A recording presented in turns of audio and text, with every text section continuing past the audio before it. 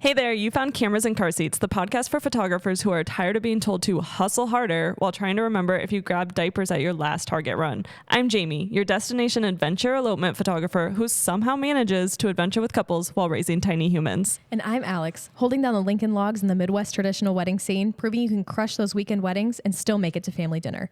If you're editing in the pickup line, scheduling client calls during nap time, or just trying to figure out how to run a profitable photography business without sacrificing your family life, you're in the right place. We're dropping real, actionable advice that actually works for mom photographers.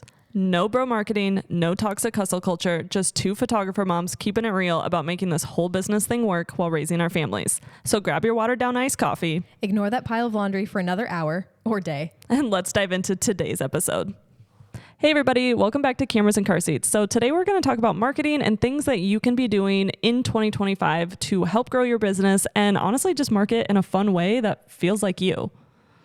I think things are leaning toward more authenticity, and I am thriving on that. Mom life is messy and it is real, and I think people are starting to crave that realness and not such curated. So I'm curious, Alex, why don't you just tell everybody like what are you currently doing right now in marketing that you feel like is working for you? For me, I feel like before I used to try to do too many things at once, and so I've really pared back, and I spend most of my time, I would actually say most of it's TikTok. And then Instagram is probably a good second as far as social media goes. Do you have like a favorite? Do you feel like you hang out more on TikTok, more on Instagram? I feel like TikTok is where I can be more real and be more me. But it's funny because I don't market my business too much on TikTok. I think I use that as more of like my hobby outlet.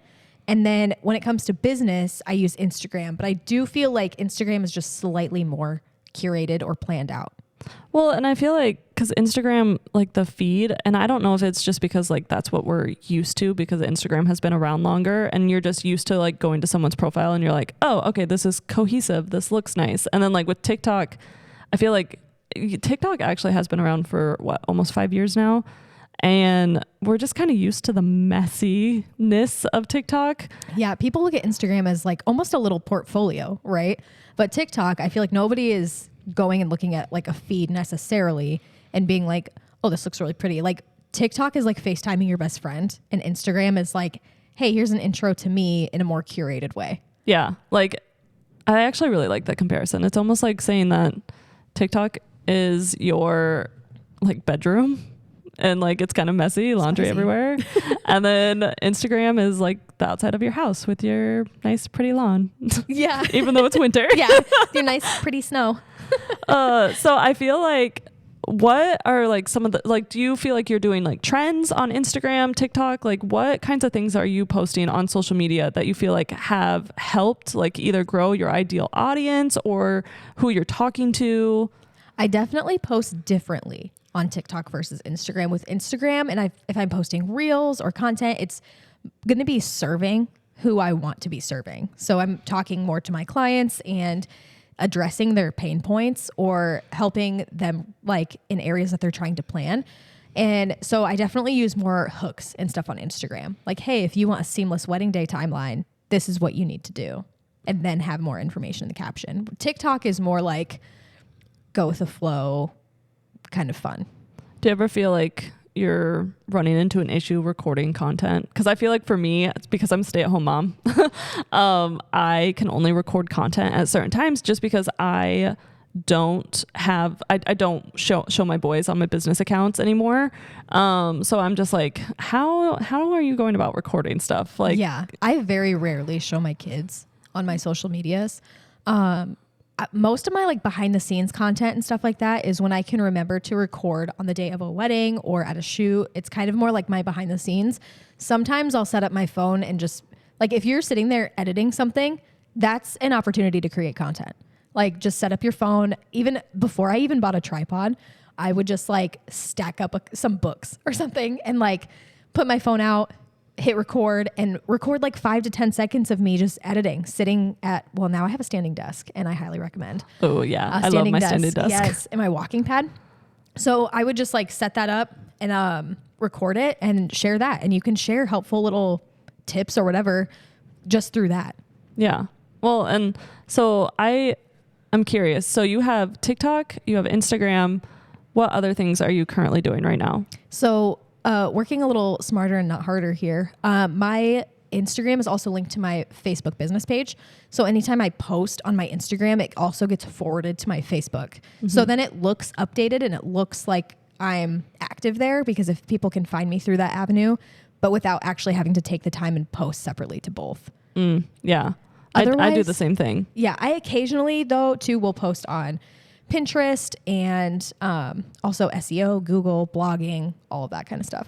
Well, and I feel like it's not only a mom hack to work smarter, not harder, because like we have to hustle in different ways in our business, and Google and SEO and blogging, it's a long-term game, but it is going to help you not only with not having to be on social media all the time, but like you're going to be able to enjoy mom life more, but still get the clients you want, because Google is going to bring in clients forever versus like a social media post. I believe I saw somewhere that like social media, you have 48 hours after you post something, and then that post just doesn't matter anymore. Yeah. I saw there was that. And then Pinterest, the average lifespan of a Pinterest pin is 3 months. Which is crazy, because it's like you spend all this time trying to make sure that your content looks pretty and good, but at the same time, everything has a shelf life. Exactly. So even when it comes to content, no matter where you're posting it, I think one good tip too is realizing how many pieces of content you can get out of one thing. So even people are like, oh, I don't want to post, like I already posted this session. First of all, not everybody sees your posts. I feel like it's easy for us to be like, oh, well, I already posted that. But literally only like a fraction of people are even seeing your posts anyway. So for you to be posting it again, people aren't going to be noticing that. And obviously, unless you're like blasting, like that's the only thing you're posting. But another thing to do too is you can share like close-ups, crops, anything. You can get so much content from just one session. So don't ever let the lack of sessions or whatever stop you from posting. And you can do the same thing with behind the scenes videos too. You can get different angles. You can crop it. Like you can just get so like, I think it's an excuse that we make sometimes. Like, oh, well, I just don't have enough content, but it's like, you can get creative. I've repurposed captions. So like I save my captions in like my notes app on like my notes app, Apple. So like I have saved a caption that I really like, and then I'll repost it like a couple months later. And sometimes the second time I post it, it hits better than the first time because more people saw it the second time. And that honestly, sometimes it's just the game of social media is you posted it at a different time, or like the right people saw it, the right people shared it the second time around, or even the third time around, but like it's still good content. Exactly. I've even done it too, where I will just use a different hook. Like I'll use the same caption, but I'll use a different hook just to test out what kind of hooks work better. Yeah, no, and like with Reels and TikToks and video being so popular, you can even use different audio, different trending sounds, and like you could cut it a different way. There's so many different ways you can use the same content over and over again, because as long as you don't change your brand and those are still the people you want to be serving and those are the people you want to be reaching, that content still applies to those people whether or not you've shared it before. Exactly. Do you have any like strategy or anything that you use to find trending sounds or audios or anything? So I feel like I don't always look for trending audio. Honestly, like one thing that I do is I post on TikTok a lot more than Instagram, and I kind of treat TikTok as a giant Instagram story, because I absolutely love storying on Instagram. I love just talking to people, just being like, hey, this is what I'm doing today. And I started doing the same thing on TikTok, and I noticed my audience start to grow significantly because they're like, oh, this is so funny. And like, I'll use the photo. So when I'm on TikTok, I'll just take a photo like, oh, and caption it like I would like on Instagram. And then like TikTok does this thing where they kind of look at your photo and see what it's about, and then they just apply an audio to it. And half the time I just share it with whatever audio TikTok picks. And it's honestly sometimes really funny, and it's like, oh my God. Yeah. But it works. And like, that's my kind of humor. So it works for my audience. Yeah. With TikTok, I definitely let TikTok pick my audio 90% of the time. With Instagram, I will look for that little trending arrow and I'll click it. And if it has over 5,000 uses, but under like 20 to 30,000. Well, and I feel like honestly, you're better at Instagram Reels than I am. Like I like hanging out on the little TikTok clips, but like I feel like you do really good on Instagram Reels. I don't know why. I think it's because I kind of found like my own little science to it. And so then it's kind of fun for me to be like, okay, no, this one has too many, but not enough views, like whatever. So when it comes to content and stuff, do you batch your content? I don't batch my content because so like with social media, I want to have as much fun as possible. So like I love posting in the moment, and granted, I'm on stories almost every single day. So like, it's not that I'm not on social media. I am. I'm just not always posting like a feed post on Instagram, but I do try to post at least 3 times on TikTok every day, just because I'm trying to get our podcast out there and I'm trying to get the box sets out there. And I am also trying to book out my calendar for 2025. So I am more on TikTok right now, but I'm also sharing everything that I've done from the year. But I personally, I love posting in the moment on Instagram because that's just more me. But like I found batching certain things just didn't work for my schedule, and which is kind of funny because like I'm a busy mom, but like I felt like batching some of it sometimes it kind of just took away the joy. Mm-hmm. I don't batch mine either. I just go with the flow. And I know for some people it's like the complete opposite. Like certain things they have to batch, but for me, batching social media just took the fun out of social media. It like for me. added another task to your to-do list. Yeah. But like I absolutely love batching other tasks in my business. Like right now I'm batching blog posts for 2025. I'm getting all of those scheduled so that I know I have fresh content for my website, which will make Google happy next year. But like other things I will totally spend a whole day batching. Emails. Social media, not one of them. Yes. Yeah, for sure. So if somebody were to say, hey, Jamie, I'm sitting down, I'm looking at my marketing for 2025. What is one tip that you would give them? Google. Preach.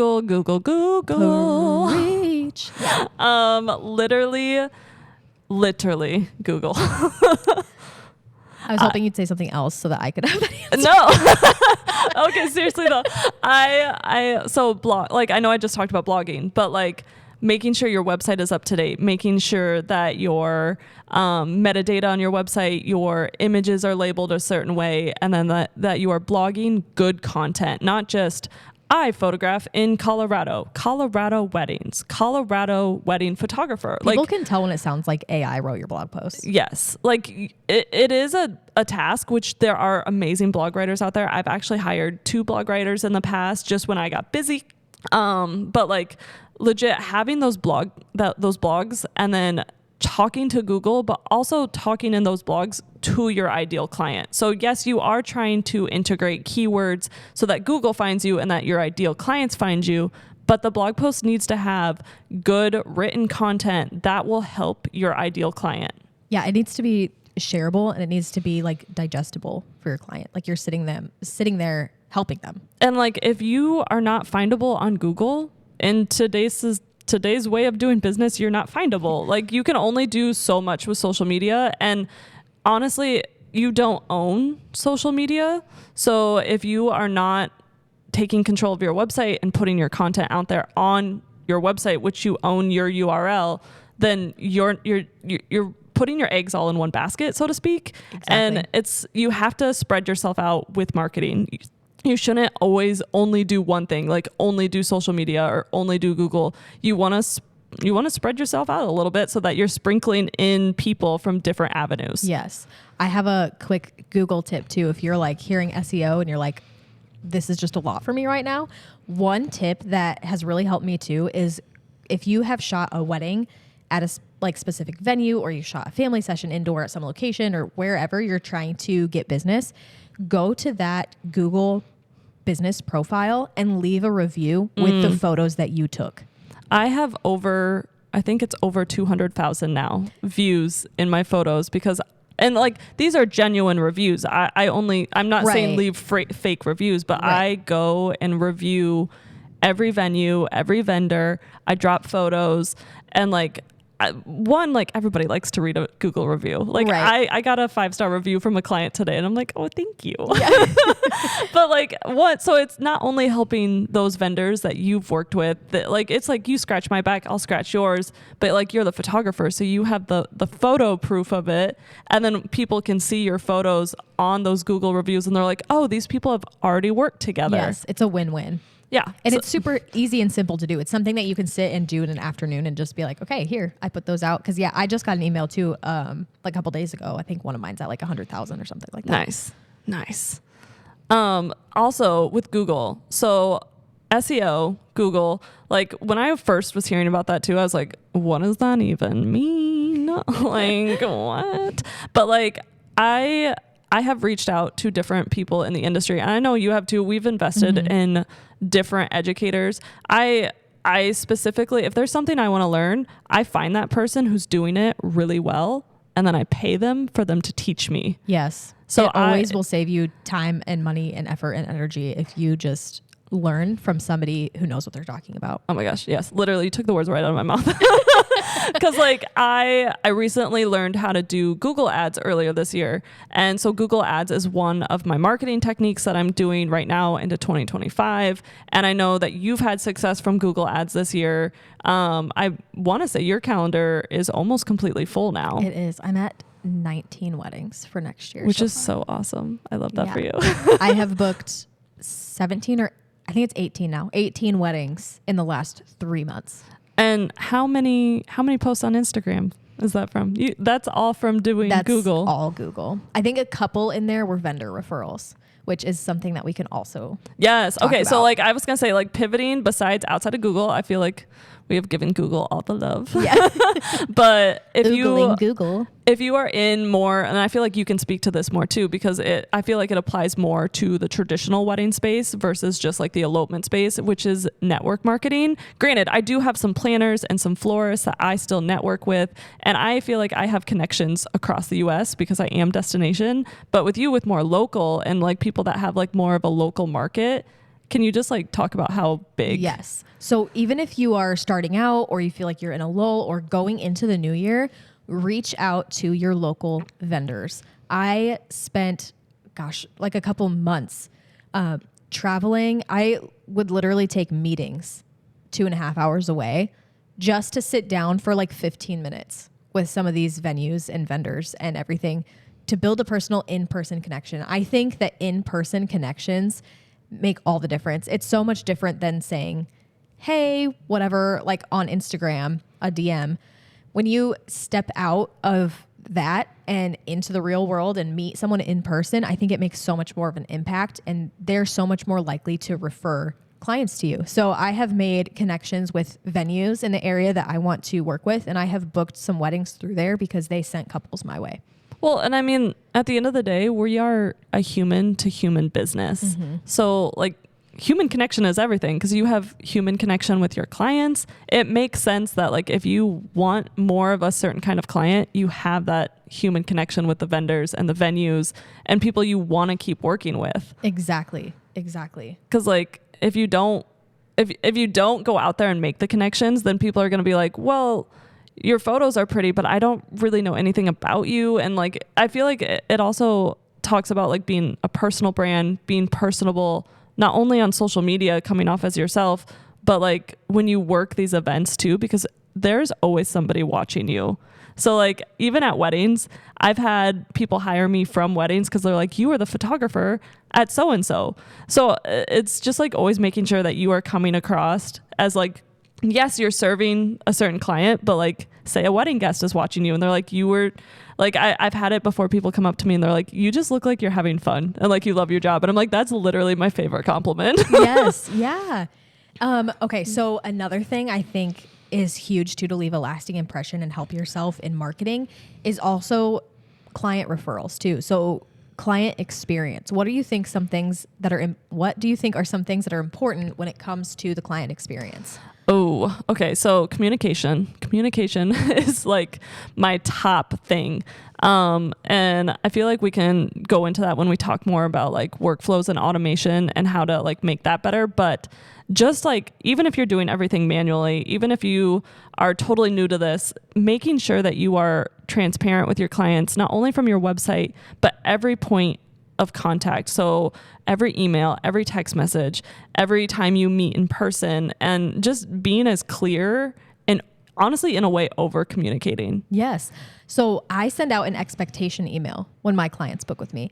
And so they know I'm a mom. They know that I have other things outside of my job. And even though I love my job and that is a huge part of my life and a big priority to me, they also know then my windows of communication, where to reach me, where to not reach me. And so I think laying down those expectations, and then on your website and everything, being honest about who you serve, because you don't want to just be posting out there, I will book any wedding, every wedding, whatever, because we all have special touches Well, that and people we add. want an expert in the exact thing they're searching for.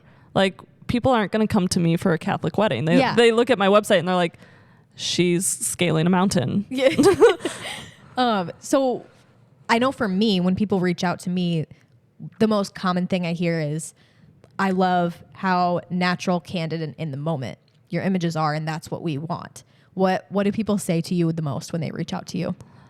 I feel like the one thing when people reach out to me, they're like, you look like you know what you're talking about with elopements. We want an expert on someone that can guide us to do the non-traditional thing. We know we want the non-traditional thing, but like, we don't really know how to achieve that. And just looking at your stuff, it's like your images are gorgeous, but like, holy crap, you look like you know what you're doing. Right. Like permits and what day to arrive, like where and who to talk to and how to plan. Yeah. Like all of that stuff. Yeah. No, and I mean, I do know what I'm talking about, and I do know what I'm doing. So it's always like a compliment too, when it's like, we know we want a mountain, we know we want to do this, we know we love your photos, everything else, please help. Right. Yeah. And like one thing I say to my clients too, when they reach out and they say like, most of the time they've never had their pictures taken before. And I'll say like, one of my favorite things to do is make people comfortable. I love to make people comfortable. I love to get real candid images that are natural. And those are the most common clients I get because that's what I put out. And so to be able to get people comfortable and really connect with people in that way is huge. So if you are like a fine art photographer and you know how to get everybody in the perfect lighting and whatever, like emphasize that. Mm-hmm. No, I totally agree. And like, when it comes to marketing, you always want to put out there what you want to do. Don't put something out there if you don't want to do it. So like for me, when I switched in 2019 to elopements and destination work, I took down a lot of my work. I took down some of my blog posts that were more geared towards traditional Midwest weddings because I just didn't want to do them anymore. It's not that I was mad at them or anything like that. It's just I didn't want people coming to me disappointed when I told them, hey, unfortunately, I don't do this anymore. Granted, I still refer those out. I still get occasionally like my brother's best friend. He reached out to me. He's like, hey, I know you don't do these kinds of weddings. Do you have some friends? And I'm like, of course I have friends. Thank you for asking me. Yes. It's just like, I purposely tried to show the adventure, the luxury, the high end sort of elopements that are like helicopter, because those are the things that I like doing the most. Those are the things I want to book, so that when people know, they're like, oh, okay, this is what she does. Because if people can't see it, they won't know. So like, if you want to book more destinations, you need to go to those destinations. You need to show that you are talking about traveling, and you have to be very repetitive. And like, circling back to what we said earlier, repost your content, regurgitate. Like, you want to just keep talking about what you value, what you want to do, what you like doing, what your clients like. The more you talk about that, and the more you just keep putting it out there, people are going to get so familiar with your brand. They're just going to know, like, automatically, like, oh, that's Jamie. She's a cat lady. Her logo's the cat. She's always hiking. She's always in the mountains. She's always on a plane. Like, people just always know that. And the funny part is, half the time I'm sitting in my house editing. Exactly. If you don't want to book it, don't show it. Exactly. Moral of the story. Let me land this plane. Moral of the story. Okay. So another thing too, can we talk about industry connections as far as other photographers? Oh, yes. Because I mean, obviously we're friends. We're What? Are we? No. But like having friends in the industry, someone that you can rely on, someone that you can call when you need help, anything like that is huge. Like, don't do this alone. This already is a lonely industry, but because I mean, for the most part, we're all solo entrepreneurs. Some of us do have teams of photographers, but if you can just have someone to call, to talk to, bounce ideas off of, if you need help, but also in a way, like it is still at the end of the day, it's all about who you know, because if somebody knows that they could do a job better, they're going to refer you. Right, exactly. So I know Jamie and I have referred weddings back and forth too. So those industry connections that you make with other photographers too, it can help you both in the long run. If you're booked on a wedding day and you get an inquiry, you send them their way and they'll return the favor. Yeah. And like even outside of photographers, I have planners, I have florists. There's certain DJs that they're just like, oh, always and like the I feel like the way I want to say it is like, surround yourself with people that praise your name in a crowded room. Like those are the people you want to be around. And like, don't just like message people and be like, hey, do you want to be like, do you want to bounce referrals back and forth? You want it to be a genuine connection, which a genuine connection and friends does take time to build. I'm not saying it's not hard, but the more you put yourself out there, and if you go to certain events, and there's Facebook groups, like we have like the Cedar Valley Photogs group where we try to meet up and get coffee and just vent about mom life and business and how's everything going. Like just go to those meetups, talk to people. Like you will find your people. Sometimes it takes time, but it's worth it. It is for sure. So going into the new year, what could we say then are our biggest key takeaways for marketing? I think, well, and I know we both in the past have tried meta ads. And I know meta ads work. It's just, it does take a lot of trial and error as well as a budget. So you can try meta ads. I do recommend reaching out to a coach that is very good at meta ads, because it's good to just have someone in your corner that can help you break down the analytics, especially if you're new to it. Same with Google ads. I'm focusing a lot more on Google and SEO because between mom life and business life, I personally, I'm trying to step away from being tied to social media. I like having fun on social media, but as my kids get older, I'm trying to have more of an offline presence without trying to spend as much time on my phone as I already do. Right. But so like I would say Google, meta ads, and just being very consistent with your content and speaking to your ideal client with that content. So every time you post, make sure it's not just a heart, love you. It's or like so-and-so got married, the end. Like, I'm not saying that's not funny. Every once in a while, that's totally funny. Like, I don't have a caption in my head. Here we are. But like, I think I did that the other week. You totally did that the other day and I laughed. But like, honestly, like that, but that's still like saying it in a way that's on brand. And like, when you write your captions, like, one of my best tips is turning the like dictation on and just talking to your phone and do like voice to text, because then it's exactly how you talk. Exactly. As a caption. Yes. But yeah, I would say being consistent on social media with making sure you're always serve your ideal client. Like don't just post to be like, hi, my name is Jamie. Right. So you don't have to do all of the things, but do remember that it is going to take trial and error to figure out what works for you. I know that I don't know about you, Jamie, but I know that I spent so much time on each and everything, like on Pinterest, on Instagram, on Facebook. And then when I finally found like, oh, Google is working for me, then I put more effort and energy into that, because don't fix what isn't broken. Oh, and like that brings up a valid point. And I track everything. So I have I love spreadsheets.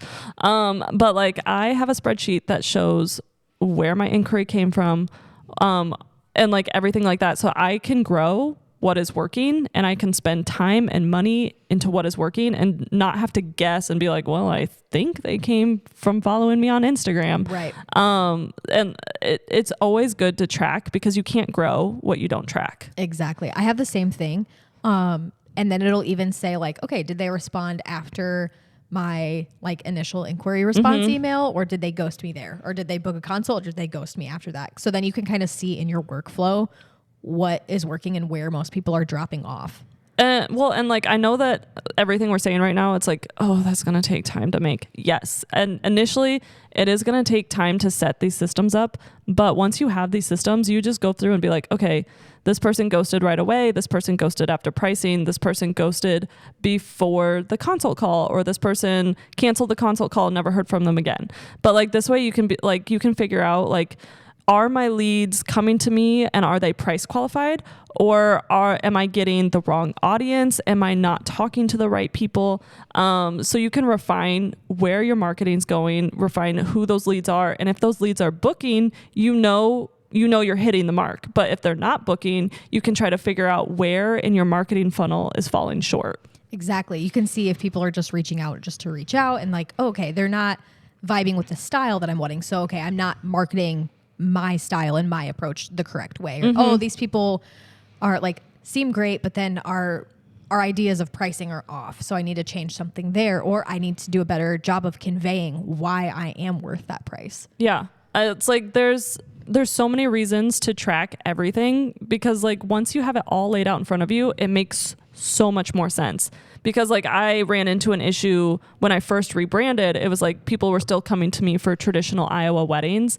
And I was like, okay, I really need to hone in on elopements. And this is who I'm trying to serve. This is my ideal client. And like, sometimes I look at my Instagram post and pretend I'm talking to that person to make it easier. Just so I know, okay, so I'm getting this person in my audience, but am I serving them like the right way that they know I'm the photographer for them? Exactly. Because my life revolves around coffee, I pretend that I'm on a coffee date with them, sitting at a table, looking at my ideal client and having an actual conversation with that person. Like, how can I serve them? How can I help them? What would we be talking about? What would they be asking? And every time I go to make like a post or a blog post or anything, I put myself in that context. So then that way it just feels more natural and it is serving them. So if we were to wrap this episode up, what would be like 3 things to tell a photographer to do right now as we're going into booking season, as we're getting ready for, like, we have a couple months and 2025 wedding season's going to start soon. What are your like top 3 things that you would tell a photographer to focus on and do for their marketing? First, I would say get your systems in place. Like we were saying, it'll take time, but that time saves you in the long run. Mm-hmm. So getting those systems set up in place so that you know what's working, what's not working, and where you can focus more on instead of spreading yourself too thin. Another thing would be if you're thinking about, we're coming up on engagement season, right? So start posting now content that will serve couples who just got engaged. So maybe it's just tips on like a wedding planning timeline, what to plan when, like, or what type of like photography tips will help them during certain times throughout their experience. Posting things that will serve them so that way your content or your blog posts or anything is bingeable. If they can come to you and they can binge your content and read over everything, and you could constantly be serving them with information that you already put out, that will help you. I also feel like a little side tangent on that would be like a lead magnet. So if you have an email list, you can nurture freshly engaged people with a lead magnet, like a guide to planning your wedding or anything like that. Yes. I would say my third tip would be to make those in-person vendor connections that we talked about. Yeah. I think that is the other biggest thing that is going to help you long-term and pretty like instantly. Well, and especially going into 2025 with all the AI that is out there now, which we use AI for certain things. But in my opinion, I don't know what you think, but I think people are still craving human connection. And I feel like that's never going to change about humans. Right. Is we are still going to want to feel like loved by another human. Our brains are wired for connection and community. And so no matter what, we're always going to crave that feeling like somebody else gets it. That feeling of somebody else is there and they understand. From your couples to vendors, networking is everything. You cannot do this alone. Don't do this alone. Come hang out with us. Don't do it. Okay, bye. No. Well, that's a wrap on this episode. Thanks for hanging out with us today. If you're vibing with these conversations, hit that subscribe button and maybe leave us a review. It really helps other mom photographers find us. And hey, come hang out with us on Instagram at Cameras and Car Seats, where you can connect with us and other moms just like you who are trying to figure out this whole mom and business thing. See you next Tuesday.